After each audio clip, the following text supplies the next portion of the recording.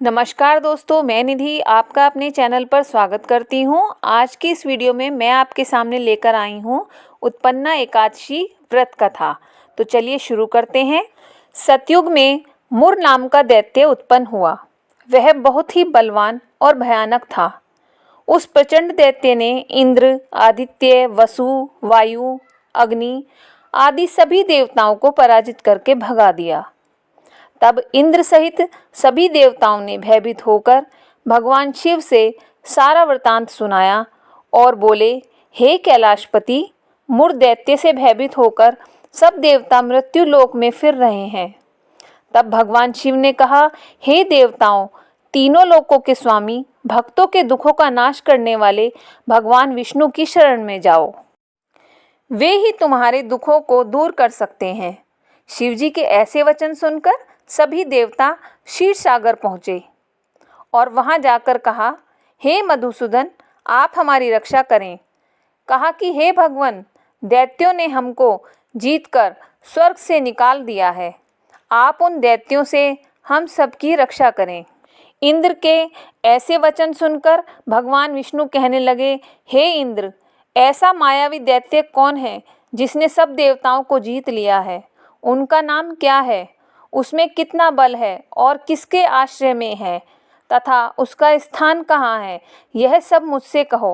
यह सुनकर इंद्र बोले, भगवान, प्राचीन समय में एक नाड़ी जंग नामक राक्षस था। उसके महापराक्रमी और लोक विख्यात मुर नाम का एक पुत्र हुआ। उसकी चंद्रावती नाम की नगरी है। उसी ने सब देवताओं को स्वर्ग से निकालकर वहां अपना अधिकार जमा लिया है। उसने इंद्र, अग्नि, वरुण, यम, वायु, ईश और चंद्रमा आदि सबके स्थान पर अधिकार जमा लिया है। सूर्य बनकर स्वयं को प्रकाशित कर रहा है। स्वयं ही मेघ बन बैठा है और सबसे अजय है। हे असुर निकंदन, उस दुष्ट को मारकर देवताओं को अजय बनाइए।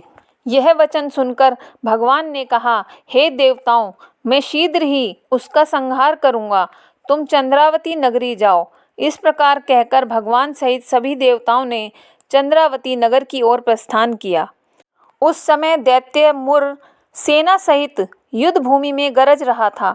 जब स्वयं भगवान रणभूमि में आए तो दैत्य उन पर भी अस्त्र शस्त्र लेकर दौड़े, तो विष्णु ने उन्हें सर्प के समान अपने बाणों से बींध डाला। बहुत से दैत्य मारे गए, केवल मुर बचा रहा। वह अविचल भाव से भगवान के साथ युद्ध करता रहा। भगवान जो भी बाण उसके ऊपर चलाते वो उसके ऊपर पुष्प की तरह बरसते थे। उसका शरीर छिन्न भिन्न हो गया, किंतु वह लगातार युद्ध करता रहा। दोनों के बीच बहुत लंबे समय तक युद्ध चलता रहा। 10,000 वर्ष तक उनका युद्ध चलता रहा, लेकिन मुर नहीं हारा। थककर भगवान बद्री का आश्रम चले गए। वहाँ हेमवती नामक सुंदर गुफा थी। उसमें विश्राम करने के लिए भगवान उसके अंदर प्रवेश कर गए। यह गुफा 12 योजन लंबी थी और उसका एक ही द्वार था। भगवान विष्णु वहां योग निद्रा की गोद में सो गए। मुर भी पीछे पीछे आ गया और भगवान को सोया देखकर मारने को उतारू हो गया। तभी भगवान के शरीर से उज्जवल कांतिमय रूप वाली देवी प्रकट हुई। देवी ने राक्षस मुर को ललकारा, युद्ध किया और उसे तत्काल मौत के घाट उतार दिया। श्री हरि जब योग निद्रा की गोद से उठे तो सब बातों को जानकर उस देवी से कहा कि आपका जन्म एकादशी के दिन हुआ है, अतः आप उत्पन्ना एकादशी के नाम से पूजित होंगी। आपके भक्त वही होंगे जो मेरे भक्त हैं।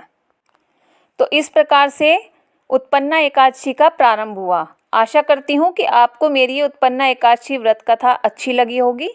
अगर आपको मेरी ये व्रत कथा अच्छी लगी तो प्लीज़ मेरे चैनल को सब्सक्राइब कीजिए, लाइक कीजिए और शेयर कीजिए। धन्यवाद।